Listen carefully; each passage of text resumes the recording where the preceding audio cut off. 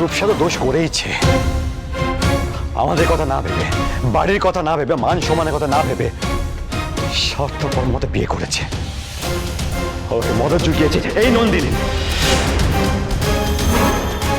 এটা আমি একবার নয় 1000 বার বলবো।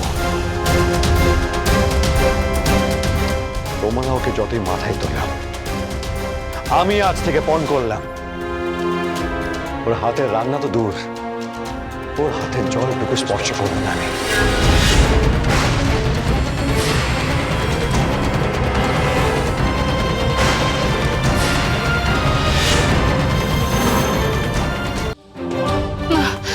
মা, বাবা বাবা ওকে খেয়ে যেতে বলুন বাবা।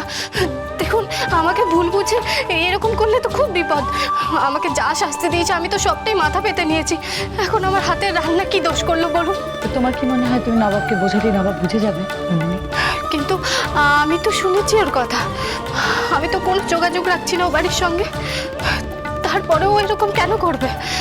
আপনারা সবাই একটু বোঝান না ওকে। ভর্তা ভাই কিছু বলুন না ওকে। কি আর বলবো বলো তো নন্দিনী, এমনিতেই মন মেজাজ ভালো নেই, তার উপরে সব।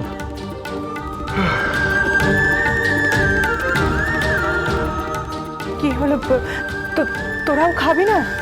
আর খাওয়া যায় না। তবে আর কি, তুলেই ফেল।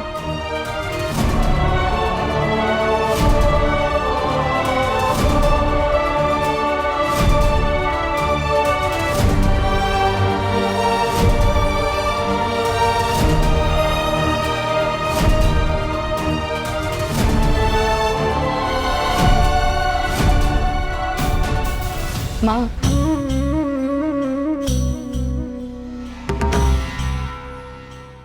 বলছি যে আপনি না আপনার রান্নাঘরটা একদমই নন্দিনীর ওপর ছেড়ে দিয়েছেন। কয়েকটা দিন ওর যাওয়াটা বন্ধ করুন রান্নাঘরে। এরকম হয় নাকি? এরকম যে করতে হবে মা, আপনি বুঝতে পারছেন না? নন্দিনীর বানানো খাবারে কেউ ইন্টারেস্টেড নয়। ও রান্না করলে কেউ ছোবে না। এবার ভেবে দেখুন।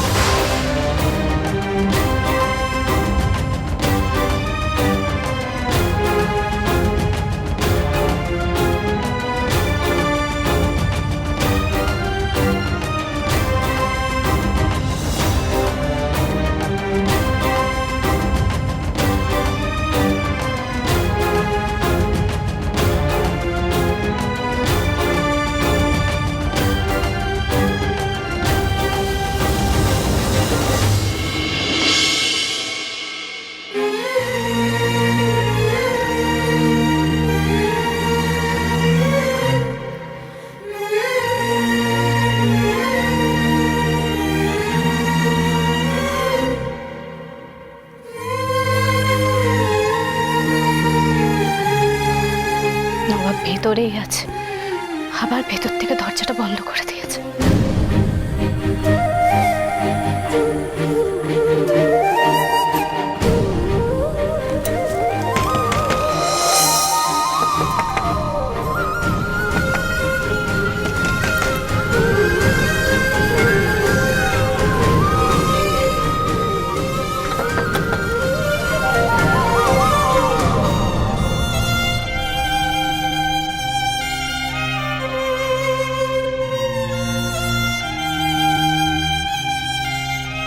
আমার বিশ্বাস ভেঙেছে Nandini.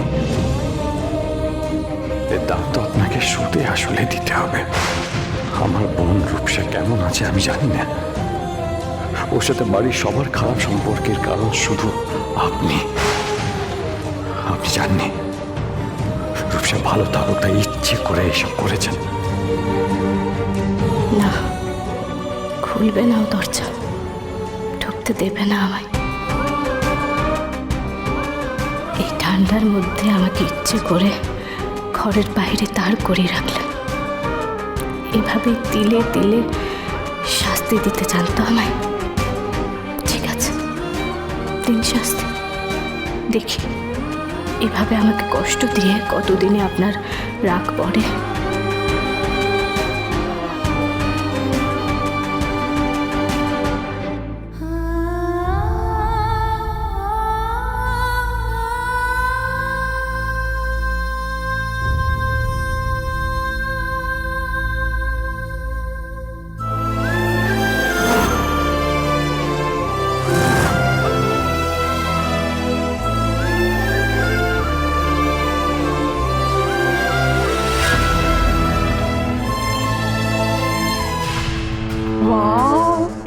Nandini spending night outside.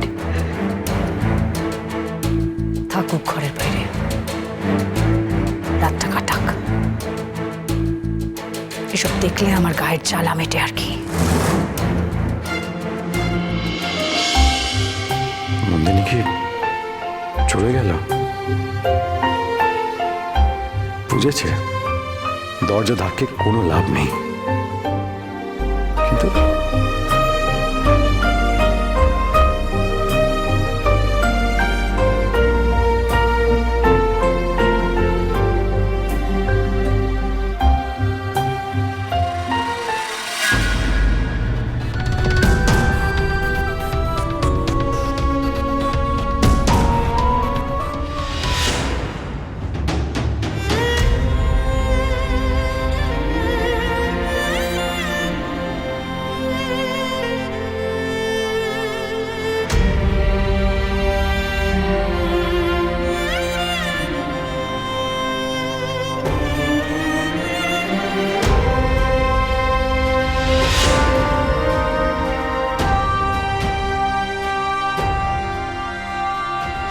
কেন এরকম করলেন নন্দিনী? কেন এত বড় কষ্টটা দিলেন আমায়? আমি তো ভরসা করেছিলাম আপনাকে, এতটা ভরসা আমি আগে কাউকে কখনো করিনি, আর আপনি আমার বিশ্বাসটা ভাঙলেন। কেন কেন?